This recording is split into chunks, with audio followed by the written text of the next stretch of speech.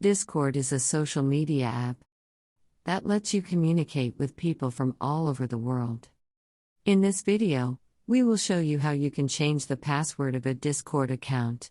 Tap on the app icon to open it. You will see the main screen of the app. Here, tap on the icon at the bottom of the screen. Here you will see the setting related to your account and the app. Tap on Account. Here you will see the info and settings related to the account. Now tap on Password.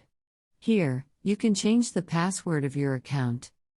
Before setting up a new password, it's also important to know the requirement and the suggestions by Discord.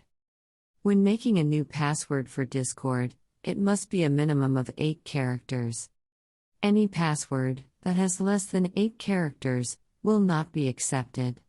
Discord also suggests you to use a longer password with symbols, numbers, or cases of letters to make it secure. Also, depending on the region, additional password requirement may apply. Now, enter your current password and your new password in the blank spaces and tap on Change Password. Your password will be changed, and you will receive an email from Discord confirming it.